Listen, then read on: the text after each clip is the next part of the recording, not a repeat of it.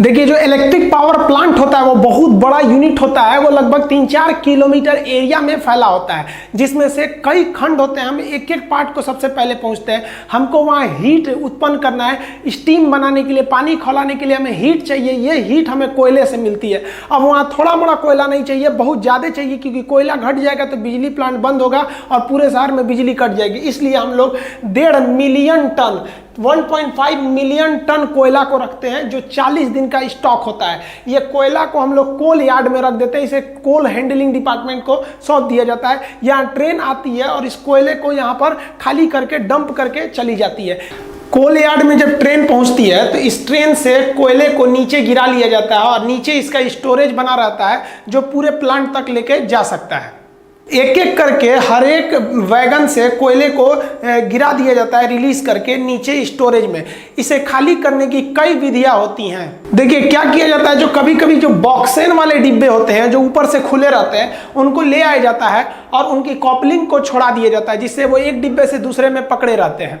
और उसके बाद ये जो मशीन होती है, लिफ्ट मशीन, इसको पूरी तरह से उल्टा कर देती है, जिस वजह से इसमें का सारा कोयला थर्मल पावर प्लांट के कोल यार्ड में नीचे चला जाता है और नीचे इसे कन्वेयर द्वारा उठा लिया जाता है। फिर इसको ये मशीन जो है केवल इसी बॉगी को पकड़ती है और फिर सीधा रख देती है। फिर उसकी कॉपलिंग को कर दिया जाता है और इस ट्रेन को आगे के लिए रवाना कर दिया जाता है। तो कई विधियां द्वारा इस कोयला को कोल यार्ड में खाली किया जाता है। एक मशीन द्वारा उस गिराए गए कोयले को हम लोग उठा लेते हैं। जैसे ये मशीन देख रहे हैं तो ये यहाँ से ऐसे उठा लेगा यहाँ से और इस पर गिरा देगा, ये कन्वेयर द्वारा, और ये इस पर गिरेगा ना तो इस रास्ते से ये आगे जा सकता है। यहाँ से कोयला उठाएगा और इसी कन्वेयर पे गिराएगा, इसके रास्ते ये यहाँ आके यहाँ गिरेगा और यहाँ से ये मशीन द्वारा आगे बढ़ जाएगा। कोल यार्ड से कोयले को उठाने के लिए बहुत ही बड़ी ये भारी भरकम मशीन का प्रयोग किया जाता है। ये काफी दूरी तक चल सकती है और इसके लिए एक ट्रैक बना होता है और ये अपने हाथ से कोयला उठा सकती है। इसका जो हैंडल होता है ये काफी दूर तक जा सकता है, अगल बगल के यार्ड तक, और ये मशीन को फिर आगे पीछे चलाया भी जा सकता है, ये ऊपर नीचे भी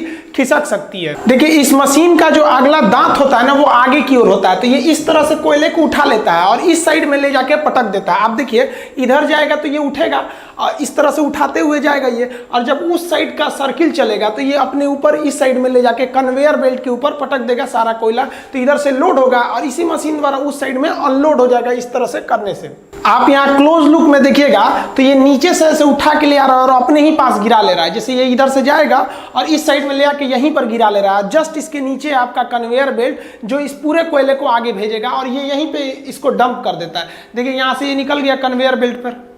ये कन्वेयर बेल्ट पूरे प्लांट तक आगे की ओर कोयला को पहुंचा देता है जहां तक इसको जरूरत है प्लांट में, चाहे वो कितना भी आगे प्लांट हो। तो किसी भी पावर प्लांट में कोल हैंडलिंग बहुत बड़ा एरिया होता है। कन्वेयर बेल्ट जो होता है एक पट्टी होती है, दोहरी पट्टी, जो किसी रोटेटर पर घूमती रहती है। जैसे यहाँ हम कोई चीज को गिराएंगे तो ये इसी पर घूमते रहेगा। अब ये पट्टी यहाँ जाके अंदर हो गई है तो मटेरियल यहीं गिर जाएगा, तो एक ही पट्टी द्वारा हम इसको गिराते रहेंगे। अगर मान लीजिए इससे भी आगे ले जाना है तो एक और कन्वेयर बेल्ट यहाँ लगा देंगे, वो इससे भी आगे ले जाएगा। नहीं तो यहीं पे काम है तो यहीं पे छोड़ देंगे हम। तो ये कन्वेयर बेल्ट जोड़ के हम किसी भी चीज को बहुत आगे तक ले जा सकते हैं। ये जो कोयला होता है इसका कोई आकार ही फिक्स नहीं होता है, ये बड़ा भी हो सकता है छोटा भी हो सकता है। तो इस कोयला को इस कन्वेयर बेल्ट के माध्यम से आगे भेजते हैं हम लोग क्रशर मशीन में। क्रशर मशीन क्या होता है, कोयले को छोटे छोटे टुकड़ों में तोड़ देता है, लेकिन इन टुकड़ों को हम अभी भी आगे जलने के लिए नहीं भेजते हैं। इसको इसके आगे फिर इस कन्वेयर बेल्ट द्वारा इसे हम पल्वराइज करने के लिए, मतलब पाउडर बनाने के लिए एक बाउल मिल में भेजते हैं। ये बाउल मिल में ये जो कोयला होता है एकदम पाउडर की तरह हो जाता है। जितना पतला पाउडर हम लोग लगाते हैं चेहरे पे ना, उस तरह से ये पाउडर को पीस के एकदम आटा बना देता है, ताकि पूरा कंप्लीट जल जाए। अंदर उसके जो ऐश यानी राख है वो बहुत ही कम बने। तो आप सोचिए किसी भी पावर प्लांट का सबसे ज्यादा अगर कोई एरिया ऑक्युपाई करता है ना तो 50% एरिया तो कोल यार्ड ही लेके चला जाता है। सोचिए एक ट्रेन को ले आने का जगह बनाना रहता है पूरा स्टेशन की तरह, वहां ट्रेन आएगी फिर उसको खाली करना है, फिर सोचिए 1.5 मिलियन टन कोयला को रखने के लिए जगह बनाना बनाना है, फिर उसके लिए कन्वेयर बनाना है। तो ज़्यादातर एरिया पावर प्लांट का, बिजली घर का, वो उसका अप्रॉक्स 50% एरिया लेके चला जाता है आपका केवल कोल यार्ड हैंडलिंग डिपार्टमेंट। देखिए अब जो कोयला आता है वो पल्वराइज होता है, मतलब एकदम पाउडर की तरह होता है, और उसे कोयला को हम लोग बॉयलर मशीन में डालते हैं। बॉयलर एक ऐसी मशीन होती है जिसमें आग लगाया जाता है, बॉयल किया जाता है किसी चीज को, ऊपर रख नीचे फर्नेस यानी भट्टी में आग लगाकर ऊपर किसी चीज को बॉयल करना, उबालना बॉयलर कहलाता है। तो इस बॉयलर में कभी भी हम लोग बड़े बड़े कोयले को नहीं डालते हैं, बल्कि वो पल्वराइज कोयले को डालते हैं पाउडर की तरह। जैसे इसमें पाउडर की तरह डालते हैं, ये कोयला यहाँ पर जलने लगता है। देखिए जो बॉयलर होता है, जब इसमें कोयला जलता है तो कोयले के जो भारी कण होते हैं वो नीचे बैठ जाते हैं, तो उसकी गंदगी ज्यादातर नीचे चली जाती है, और जो ऊपर रहते हैं उन्हें फ्लाई एश कहते हैं, वो फ्लू एयर के रूप में वो ऊपर का धुआं निकल जाता है। और इसमें इस तरह से गर्म हवा की जाती है जिसे प्री हीटेड एयर कहते हैं, कि कोयले की जो नमी है वो सूख जाए और कोयला अच्छे से इसमें जल सके, और पाइप के रास्ते से इसमें पानी आता है, और इसके जितने भी बॉटम एश होते हैं वो नीचे चले आते हैं, और फ्लाई एश जो उड़ने वाले धुआं होते हैं वो ऊपर चले जाते हैं, और ये जाके पूरे ये ट्यूब को गर्म कर देता है जिसमें पानी भरा रहता है, जिससे कि स्टीम बनते हैं। बॉयलर में जो पानी डाला जाता है वो पानी पाइप के रूप में रहता है। आप देखिए पूरा पाइप के अंदर पानी है और इसमें आग लगा हुआ है, ये कोयले का जो पाउडर के रूप में वही आग लगा हुआ है। अब आप बताइए ये आग के संपर्क में ये जितने पाइप हैं, इन पाइप में पानी है। अब ये नीले रंग के दिख रहे हैं, गर्म होकर लाल हो जाएंगे, और ये ऊपर बॉयलर का जो टंकी रहता है इसी में से पानी आ रहा होता है।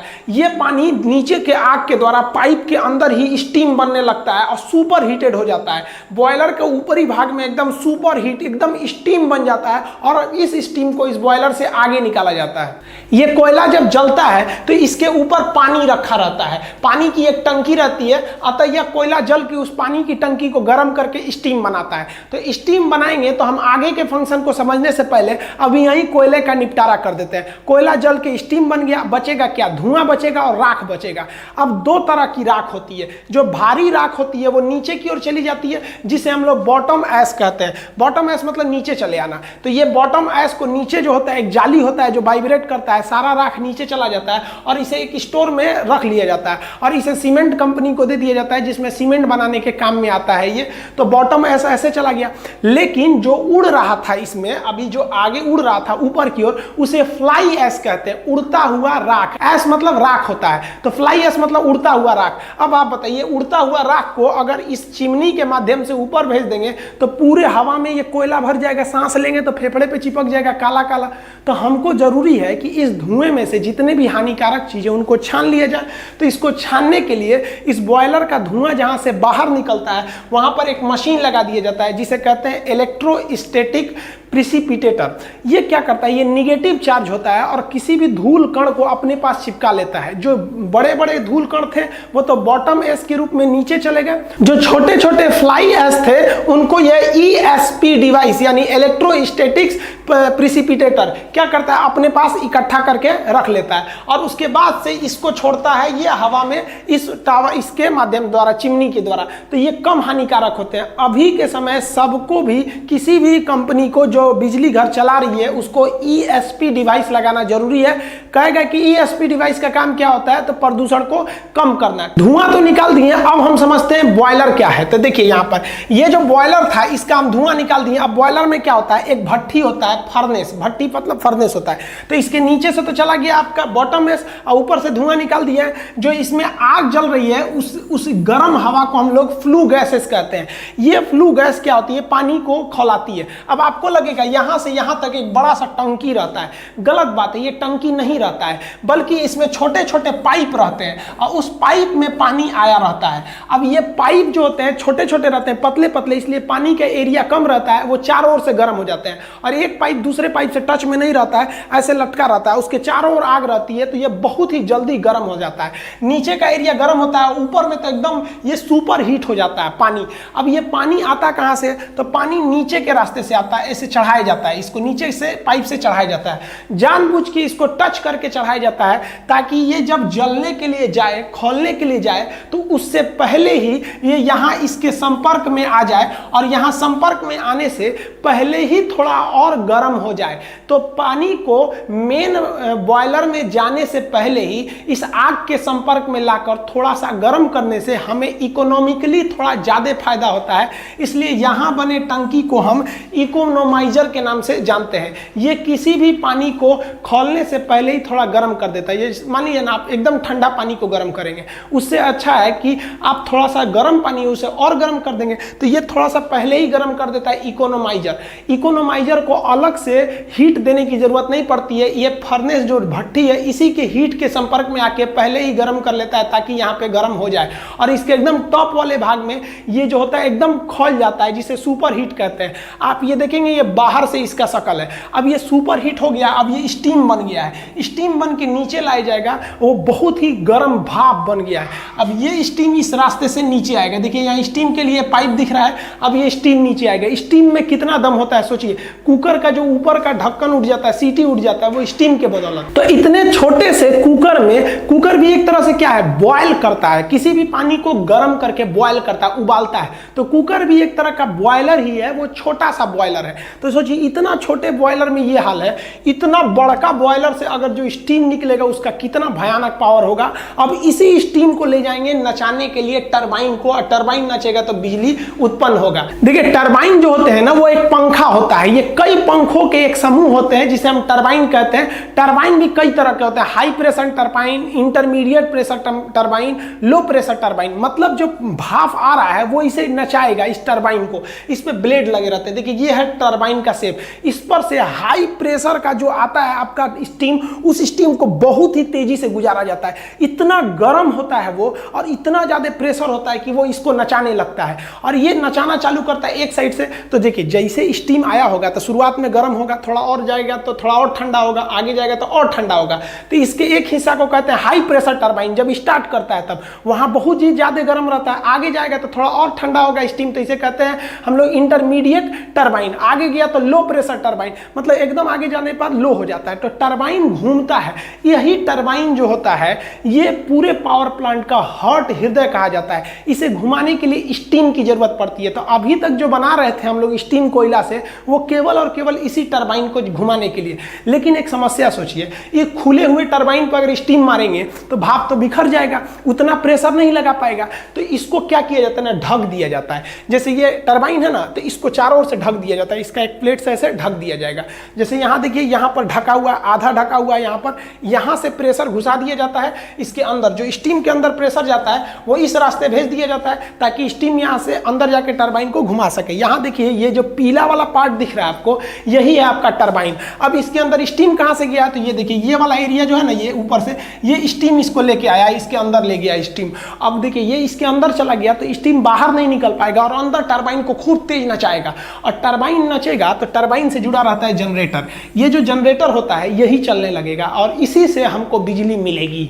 टरबाइन में जब स्टीम पहुंचता है तो सबसे पहले जो होता है हाई प्रेशर टरबाइन घूमता है, जिसका साइज छोटा होता है, क्योंकि जो स्टीम आ रही है ये पहले गर्म है, इसका प्रेशर बहुत ज़्यादा है। ये इसको घुमाने के बाद इंटरमीडिएट पे जाती है, फिर एकदम लो प्रेशर टरबाइन, ये बड़ा होता है, इसको घुमाना ईजी होता है, तो ये कम प्रेशर पे भी घूम जाता है। इसको घुमाने के बाद अब ये घूमेगा तो इसी से जुड़ा हुआ है उधर का अल्टरनेटर, वो जनरेटर घूम जाएगा और जो यहाँ में स्टीम बना हुआ है भाप, उसे नीचे की ओर कंडेंसर में भेज दिया जाता है।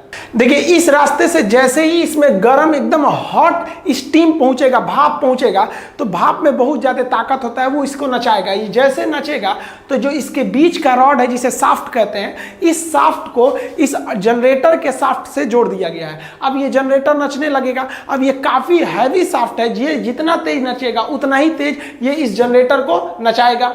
आप कहेंगे जनरेटर से बिजली मिलता है, घर पे भी तो जनरेटर चलाते हैं, तो सेम चीज़ तो घर पे भी करते हैं। यहाँ कोयला जला के कर रहे हैं और घर पे आप डीजल जला के करते हैं, लेकिन उसका पावर कम होता है, इसका पावर बहुत ज़्यादा होता है। ये जनरेटर जो होता है ना आपके घर के बराबर होता है, इतना बड़ा जनरेटर होता है, तो नचाने के लिए ज़्यादा एनर्जी की जरूरत पड़ती है। आप समझते हैं इस जनरेटर के अंदर क्या सिस्टम होता है। देखिए ओरेस्टेड नामक एक वैज्ञानिक थे, इन्होंने कहा था कि जब बहुत ही तेज करंट जाता है, बहुत हाई वोल्टेज का करंट जाएगा तो उससे चुंबक पैदा हो जाएगा। आप देखे भी होंगे हाई वोल्टेज का जब करंट जाता है तो उसके अगल बगल में मैग्नेटिक फील्ड आता है, आपको खींच सकता है थोड़े दूर पर ही, उसे हम लोग वर्चुअल कंडक्टर भी कहते हैं, दूर से ही खींच लेता है। तो फैराडे नामक वैज्ञानिक ने दिमाग लगाया, कहा कि ससुरा जब इलेक्ट्रिसिटी से, करंट से चुंबक पैदा हो सकता है तो चुंबक से करंट क्यों नहीं पैदा हो सकता है। तो इन्होंने इसी सिद्धांत को घुमाकर कोशिश किया। इन्होंने कहा कि जब करंट जा रहा है तो चुंबक बन रहा है, तो एक काम करते हैं, हम चुंबक को ले जाते हैं, करंट बनेगा। तो ये क्या किए, एक तार को बीच में रख दिए यहाँ पर ऐसे, और इसके साइड में ना इसे चुंबक ले जा रहे थे। ये इसको ले जाने से ना इसमें बिजली बन ही नहीं रहा था। कहे कि ये तो उल्टा काम काहे नहीं कर रहा है। अब इनको दिमाग काम नहीं कर रहा था, ऐसे तार था, इसमें ऐसे चुंबक ले जा रहे थे, तो इनका काम ही नहीं कर रहा था। तो एक बार क्या किए इन लोग ना, कि ये तार, ये चुंबक को ना घुमा के, इसके अंदर जो चुंबक चारों ओर लगा के, और अंदर का जो तार था ना, उस तार को राउंड नचाना चालू किए। जैसे ये कॉइल है ना, ये कुंडली, तो इसको ये राउंड नचाना चालू किए। राउंड नचाने से ना यहाँ पे बिजली मीटर लगा के, अमीटर लगा के नाप लिया गया कि भाई करंट पैदा हो गया। ये करंट कैसे पैदा हुआ, तो देखिए किसी भी चुंबक का ना एक चुंबकीय क्षेत्र होता है जिसे हम चुंबकीय बल रेखाएं कहते हैं। तो ये यहाँ तक चुंबकीय बल रेखाएं इसकी निकली हुई हैं, और इधर से भी जो चुंबक है इसकी भी चुंबकीय बल रेखाएं इधर निकली होंगी। तो ये सिद्धांत दिया गया कि जब दो चुंबकीय बल रेखाओं के बीच में कोई कंडक्टर या कोई कॉपर का वायर, कॉइल उसको काटेगा तो इस कॉइल के अंदर खुद ब खुद बिजली पैदा हो जाएगी। अतः ये दोनों एक दूसरे के पूरक सिद्धांत है। इन्होंने कहा कि बिजली से चुंबक पैदा होगा, तो इन्होंने कहा कि भैया चुंबक से भी बिजली पैदा हो जाएगा। ये होता है अल्टरनेटर। ये जो अल्टरनेटर और डायनेमो, इसका एक अलग चैप्टर होता है, इसको हम उसमें समझाएंगे। अभी आप मोटा मोटी यही समझिए कि जहां दो चुंबक रख देंगे, उसके बीच में अगर आप किसी भी तार को इसे घुमाएंगे, अब बहुत हाई स्पीड में घुमाएंगे, तो वो जो चुंबक का जो ये जो बल रेखाएं थी वो बदल जाएंगी आपकी विद्युत में, और आपको तार पर बिजली की प्राप्ति हो जाएगी। तो जनरेटर के अंदर इसी को घुमाया जाता है। तो जितना जो टरबाइन लगाए थे, वो टरबाइन का जो शाफ्ट था वो इसी से जोड़ दिया जाता है, टरबाइन को इससे जोड़ दिया जाता है। अब जो स्टीम आ रहा है वो नचाएगा टरबाइन को, टरबाइन नचाएगा इस कॉइल को, अब कॉइल क्या करेगा, इसके चुंबकीय क्षेत्र को इसके चुंबकीय क्षेत्र के बीच में घूमेगा, तो उनके चुंबकीय क्षेत्र को काटेगा, इसमें बिजली उत्पन्न हो जाएगी, और यहाँ से आप वायर के रास्ते से, ट्रांसमिशन लाइन से भेज सकते हैं आप बिजली को। तो यहाँ समझिए, ये वाला जो एरिया है ये आपका क्या चीज है, टरबाइन है, इसमें ही वो घूम रहा है आपका टरबाइन, और ये जुड़ा हुआ है इस जनरेटर से। इस जनरेटर के दोनों ओर क्या रखा हुआ है, चुंबक है, उसके बीच में कॉइल को वो तेजी से घुमा रहा है। अब ये जो स्टीम आ गया रहता है, इसके अंदर जो भाप आई रहती है, वो भाप का टेम्परेचर 540 से 1000 डिग्री सेल्सियस गर्म रहता है, इतना टेम्परेचर रहता है। और वो भाप इतना ज्यादा दबाव बजाती है कि टरबाइन के एक ब्लेड पर 250 केजी का प्रेशर लगाती है। इतना भयानक, सोचिए 250 केजी का मतलब 4 आदमी के बराबर। एक पंखा पर अगर 4 आदमी के बराबर इसे मारा जाए लोड, ऐसे कितना तेज घूमेगा। तो इतना तेज प्रेशर से वो टरबाइन नचता है। अब ये टरबाइन आगे जुड़ गया रहता है इस जनरेटर से, जनरेटर को ही, जनरेटर के अंदर के भाग को हम लोग अल्टरनेटर कहते हैं। जैसे ये देखिए टरबाइन है, ये अंदर अंदर जुड़ा हुआ है इस वाले जनरेटर के हिस्सा से, ये अल्टरनेटर हो गया यहाँ पर। अब ये अल्टरनेटर जो होता है घूमता है 3000 आरपीएम, यानी राउंड पर मिनट, 1 मिनट में 3000 बार घूम जाता है, जिससे कि चुंबकीय फ्लक्स कटने लगते हैं और बिजली बनने लगता है। जैसे देखिए ये है आपका टरबाइन, इस टरबाइन में स्टीम आया होगा और वो स्टीम घुमाया होगा। ये है शाफ्ट, शाफ्ट उसको कहते हैं जिस पर कोई भी चीज घूम रही होती है। ये शाफ्ट के मदद से क्या होता है, ये टरबाइन जो होता है ये अल्टरनेटर से जुड़ा रहता है। अब ये टरबाइन को घुमाइएगा तो ये शाफ्ट भी घूमेगा, और ये शाफ्ट घूम के इस अल्टरनेटर को घुमाएगा, और इसके अंदर साइड साइड में है चुंबक, अब बीच में कॉइल घूमेगा, और उसके घूमने से पैदा हो जाएगी आपकी बिजली। देखिए जनरेटर के अंदर जो होता है एसी करंट उत्पन्न करने वाले जनरेटर को हम अल्टरनेटर कहते हैं। इसमें एक भाग जो होता है रुका रहता है, जो रुका रहता है उसे स्टेटर कहते हैं। आपको पता है अब इसके अंदर एक को नचाना पड़ेगा तभी इलेक्ट्रिसिटी पैदा होगी, तो जो नचने वाला भाग होता है उसे हम लोग कहते हैं रोटर। तो ये घूमेगा और ये स्थिर रहेगा। अब एक बात बताइए, इसको ऐसे खुला छोड़ देंगे, कोई घूमेगा तो करंट मार देगा, तो इसको साइड साइड में हम एक बॉडी कवर दे देते हैं। तो ये देखिए एक इस साइड में बॉडी कवर हो गया, एक इस साइड में हो गया कवर हो गया। अब यहाँ एक चीज फंस जाता है, जैसे आप कवर करिएगा तो इसको जो घूमने वाला हिस्सा है, ये जो शाफ्ट है, इसको बाहर निकालिएगा। जैसे बाहर निकालिएगा तो ये इसके बॉडी से टच हो जाएगा, इसमें रगड़ करने लगेगा। तो हमको एक ऐसे चीज की चाहिए जो इसके बॉडी से टच भी हो जाए और रगड़ भी ना करे, तो इसके लिए इसमें बेयरिंग लगा लगा देते हैं। बेयरिंग डबल लेयर की होती है, जिसका बाहर का एरिया नहीं घूमता है, वो बॉडी से चिपक जाएगा और अंदर का एरिया घूमेगा। तो अंदर का एरिया को इसके शाफ्ट से फंसा देते हैं और बाहर के एरिया को बॉडी से, तो ये बॉडी को पकड़े भी रहेगा और अंदर अंदर घूमते भी रहेगा। और इसको बंद कर देंगे तो ये अंदर वाला क्या होगा, नचेगा, और बाहर वाला स्थिर रहेगा। ये तो ये ब्लू कलर का ये इसका बॉडी है, अब ये नचने लगेगा। ये बेयरिंग देखिए, बाहर वाला स्थिर है, अंदर वाला घूमेगा, इस तरह से इलेक्ट्रिसिटी जनरेट हो जाएगी। और इस बिजली को क्या किया जाता है, बहुत ही हाई पावर के ट्रांसफार्मर को दे दिया जाता है। ये ट्रांसफार्मर को हम पावर ट्रांसफार्मर कहते हैं, इसे स्टेप अप ट्रांसफार्मर कहते हैं।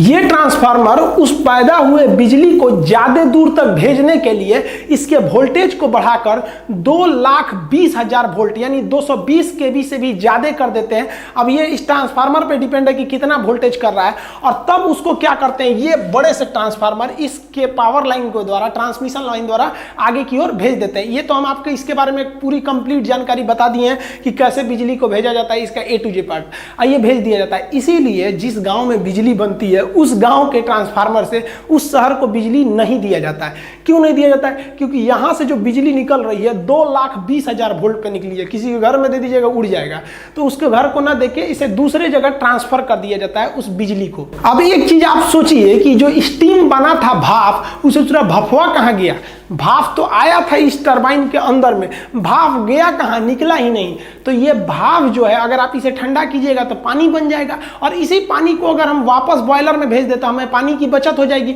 तो क्या किया जाता है, ये जो टरबाइन घूम रहा होता है इसके नीचे एक बहुत बड़ा एक तो हम लोग बना लेते हैं कंडेंसर का टब बना लेते हैं, उसी में उस ट्यूब में ले जाके भर दिया जाता है इस भाप को, ताकि वो ठंडा हो जाए और दोबारा पानी बन जाए। तो इसके नीचे एक चेंबर रहता है जिसे हम कहते हैं कंडेंसर। वो कंडेंसर जो होता है इसे ठंडा कर देता है। ठंडा करने के लिए हम एक कूलिंग टावर का प्रयोग करते हैं। ये जो आप इसके ऊपर से देख रहे हैं ये धुआं नहीं निकल रहा है, जो भाप आया है वही निकल रहा है। तो एक बात बताइए, भाप को हवा में भेज दीजिएगा तो ये पानी बन जाएगा, तो फायदा क्या है। तो इसको हम लोग ठंडा करके दोबारा यूज कर लेते हैं इस कूलिंग टावर की मदद से। देखिए धुआं निकलता है इसके मदद से, ये है आपका चिमनी, ये जुड़ा रहता है आपका बॉयलर से, यहां से धुआं निकलता है, और ये जो है ना ये आपका कूलिंग टावर, ये ठंडा करता है उस भाप को। ये कैसे करता है तो समझिए ध्यान से, इसके नीचे का भाग आप देखिए जाली के समान है, इसमें से नेचुरली ठंडी हवा जाती है। अब ये किस प्रिंसिपल पे काम करता है, तो देखिए ये जो कूलिंग टावर है इसके दो हिस्से होते हैं। जो स्टीम आया है उस स्टीम को पाइप के माध्यम से इसके ऊपर चढ़ा देते हैं। ये पाइप से चढ़ गया ऊपर में स्टीम भाप, और वो भाप जब ऊपर चढ़ेगा तो उतना देर में वो ठंडा हो चुका रहेगा, क्योंकि बहुत दूर से निकला है वो बॉयलर से, ठंडा हो जाएगा। तो इसे फुहारा द्वारा नीचे की ओर गिराते हैं। जब फुहारा द्वारा नीचे की ओर गिराते हैं तो ये पानी ये और ठंडा होने लगता है, और चिमनी के नीचे जो खोखला एरिया होता है देखिए ये, यहाँ से क्या होती है ठंडी हवा ऊपर जाती है। तो ऊपर से स्टीम नीचे आ रहा है और नीचे से ठंडी हवा ऊपर जा रही है, बस ये दोनों मिलकर पानी बन जाते हैं। और नीचे इसके जो बेसिन होता है जहाँ ये पानी जमा रहता है वहां पर ये जमा हो जाते हैं, और इसी पानी का हम दोबारा यूज कर लेते हैं, जिसे हम वाटर साइकिल कहते हैं। ये सबसे जरूरी होता है किसी भी पावर प्लांट में वाटर साइकिल को समझना। तो ये जो कूलिंग टावर है इसमें हम लोग स्टीम को नीचे से नहीं भेजते हैं, जो टरबाइन से बचा हुआ स्टीम नीचे गया था उसे मोटर की मदद से खींच के हम लोग इस कूलिंग टावर से बीच से गिराते हैं। ये खोखला होता है और ये जब नीचे आता है तो एयर के संपर्क में आके पानी बन जाता है और ये बेसिन में जमा हो जाता है।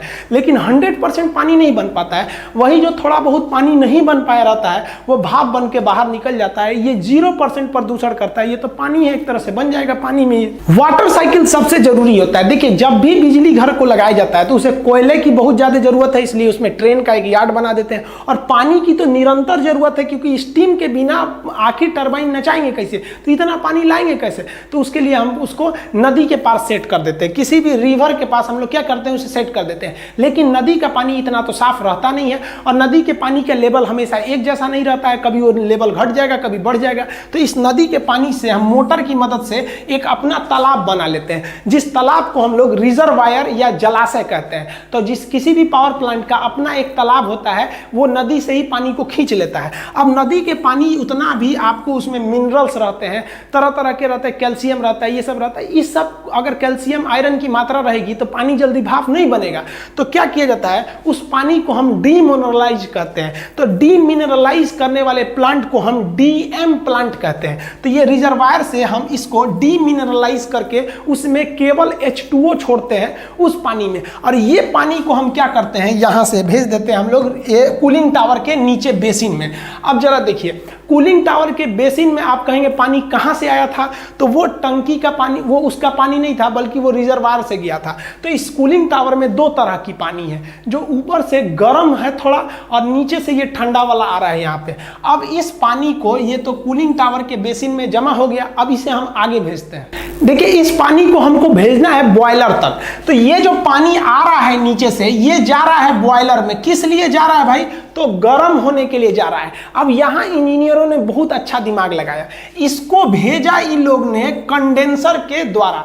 ये कंडेंसर कहाँ लगा रहता है, तो जो टरबाइन है उस टरबाइन के ठीक नीचे। अब आप याद कीजिए, टरबाइन तो नचा था भाप के द्वारा, और वो भाप कहाँ आया था, नीचे। और इस भाप को हम लोग भेजे थे कूलिंग टावर में। अब जानबूझ के इन दोनों पाइप को एक दूसरे के ऊपर सटा के भेजा जाता है, ताकि जो गर्म हवा निकली है ये जा रही है ठंडा होने के लिए। तो जब ये ठंडा होने के लिए जाएगा तो इधर से रिजर्वायर में होते हुए डीएम प्लांट से जो ठंडा पानी आ रहा है, ये ठंडा पानी इसके संपर्क में जैसे आएगा तो ये वाला जो आपका स्टीम है, इसी के संपर्क में आने से यहीं से पानी बनना चालू हो जाएगा, ताकि यहाँ जाकर पानी बनने में आसानी हो जाए। और साथ ही साथ ये जो पानी जा रहा है डीएम प्लांट से, ये बॉयलर में गर्म होने के लिए जा रहा है, तो इस गर्म स्टीम के संपर्क में आने से ये यहीं पर प्री हीट हो जाता है, थोड़ा पहले ही गर्म हो जाता है। तो हल्का सा तो ये यहीं गर्म हो गया। अब एक चीज ध्यान दीजिए, इसको हम लोग चाहते तो डायरेक्ट यहां से चढ़ा देते ऊपर की ओर, लेकिन ऊपर की ओर जानबूझकर नहीं चढ़ाया गया, क्योंकि डायरेक्ट पानी चढ़ाएंगे तो उस पानी का टेम्परेचर अभी भी बहुत ही ज्यादा ठंडा है, बहुत ज्यादा गर्म नहीं है। तो इसको क्या किया जाता है, आप याद कीजिए कि जो यहाँ पर हमारा जो यहाँ बॉयलर था, बॉयलर के सटा के यहाँ एक टंकी रहती है छोटी सी, जिसे हम लोग कहते हैं इकोनोमाइजर। ये क्या करता है, पानी इस इकोनोमाइजर के रास्ते जाता है, और ये इकोनोमाइजर इसी ही भट्ठी से गर्मी ले लेता है, हीट ले लेता है, जिससे कि हमको इकोनॉमिकली थोड़ी बचत हो जाती है, और ये पानी पहले ही गर्म हो जाता है, प्री हीट हो जाता है। और उसके बाद इसको इस साइड ले आते हैं पतले पतले पाइप द्वारा, और इस पाइप को यहाँ घुमाते हैं इस तरह से। अब ये पाइप में पानी भरा हुआ है, ये पानी गर्म होने लगेगा, और गर्म होने के बाद ये क्या बनेगा, भाप बनेगा, भाप बन के स्टीम बनेगा। अब आप बताइए स्टीम कहाँ जाएगा, ये टरबाइन में जाएगा, टरबाइन को नचाएगा। यहाँ से आपको दो साइकिल आगे बढ़ेंगे। एक साइकिल हो जाएगा वाटर साइकिल की, पानी कैसे फ्लो कर रहा है, दूसरा हो जाएगा आपका कि बिजली कैसे बन रही है। तो पहले हम लोग वाटर फ्लो को समझते हैं, वाटर कैसे फ्लो हो रहा है। तो स्टीम जो यहाँ पे है बाबू देखिए ध्यान से, ये स्टीम जो है इस टरबाइन को नचा के अंदर घुस जाएगा, अंदर घुस के ये वाटर कूलर में जाएगा, वाटर कूलर में ये कूलिंग टावर में ठंडा होकर नीचे बेसिन में पहुंच जाएगा। बेसिन में एक्स्ट्रा पानी कहाँ से आ रहा था, तो नदी से, नदी से के कैसे आएगा, रिजर्वायर में, रिजर्वायर के बाद ये डीएम प्लांट के माध्यम से इसमें पहुंचेगा। इसके बाद से ये कहां जाएगा भाई, तो ये आगे बढ़ेगा। अब ये आगे बढ़ेगा इस पाइप से कंडेंसर के होते हुए इकोनोमाइजर के पास पहुंचेगा। अब इकोनोमाइजर से ये कहां पहुंच जाएगा, बॉयलर में, बॉयलर में गर्म होने के बाद स्टीम बनेगा, स्टीम पहुंचेगा कहां, टरबाइन में, टरबाइन के बाद कंडेंसर, कंडेंसर के बाद कूलिंग टावर, कूलिंग टावर के नीचे बेसिन, फिर नदी वाला पानी मिल के फिर कहां जाएगा, बॉयलर में। तो ये वाला जो हिस्सा है ये आपका चल रहा है आपका वाटर साइकिल। लेकिन इस वाटर साइकिल के अलावा अगर आप सोचेंगे करंट साइकिल को देखने के लिए, तो करंट कैसे बन रहा है, बॉयलर में बन रहा है स्टीम, स्टीम जाके नचा रहा है किसको, टरबाइन को, टरबाइन किसको नचा रहा है, अल्टरनेटर को, अल्टरनेटर जुड़ा है ट्रांसफार्मर से, बिजली बना के भेज दिया। तो बिजली घर में मेनली चीज होती है टरबाइन और जनरेटर, यही मेन होता है। अल्टरनेटर, जनरेटर के अंदर होता है अल्टरनेटर, ये दो मेन चीज हो गए। अब टोटल साइकिल अगर आप देखेंगे तो एक कोयला का साइकिल चल रहा है, वो कैसे हो रहा है, एक वाटर साइकिल है और एक करंट की साइकिल है। करंट साइकिल सबसे छोटा है, बॉयलर से स्टीम बना, वो आया टरबाइन में, टरबाइन नचा और वो अल्टरनेटर को दिया, वो नचा के बिजली बना दिया, ये निकल गया आपका करंट साइकिल। अगर पानी का साइकिल देखेंगे तो नदी के रिजर्वायर से आया ये डीएम प्लांट में, ये गया कूलिंग टावर के बेसिन में नीचे वाले भाग में, और बेसिन से ये आगे बढ़ा, ये कंडेंसर होते हुए इकोनोमाइजर से बॉयलर में पहुंच गया, बॉयलर से स्टीम बन के ये कहाँ गया, टरबाइन में, टरबाइन के नीचे फिर जाके ये भाप बन गया और ये कूलिंग टावर में चला गया। ये वाटर साइकिल हो गया। कोल साइकिल देखेंगे, कोयला कैसे आ रहा है, तो ट्रेन के रास्ते से कोल यार्ड में आया, कोल यार्ड के बाद उसको क्रश किया गया, क्रशर के बाद उसे पल्वराइज किया गया बॉल मिल में, उसके बाद इसे किस में भेजा गया हम लोग ने, बॉयलर में। बॉयलर में ये जला तो जो ऊपर उड़ गया उसे कहा गया फ्लाई ऐश, जो नीचे बैठ गया उसे कहा गया बॉटम ऐश। बॉटम ऐश को नीचे इकट्ठा करके सीमेंट को भेज दिया गया, फ्लाई ऐश को हम लोगों ने प्रिसिपिटेटर द्वारा छान के रख लिए लोग। इस तरह से आप टोटल बिजली कैसे बनती है ये पावर प्लांट समझ गए। अब इसमें आप एक चीज उतना अच्छा से नहीं समझे होंगे कि इसके अंदर बिजली कैसे बन जाती है, अल्टरनेटर के अंदर। तो ये अल्टरनेटर एक अलग ही टॉपिक होता है कि इसके अंदर कैसे बिजली बनती है। ये एक सिंपल सा तरीका है कि किसी भी चुंबक के अंदर कॉइल को घुमाएंगे तो बिजली बनने लगता है। तो ये अल्टरनेटर भी कई टाइप के होते हैं। ये थर्मल पावर प्लांट था, इसमें कोयला जला के बिजली बनाई गई। इसके अलावा गैस पावर प्लांट होते हैं, वो थोड़ा इसी की तरह होते हैं, थोड़ा अलग होते हैं। हाइड्रो इलेक्ट्रिक पावर प्लांट नदी द्वारा बिजली बनाए जाते हैं। परमाणु बिजली घर वो अलग होते हैं, उसको हम लोग कभी और चर्चा करेंगे। इसको हम लोग नेक्स्ट वीडियो में समझेंगे।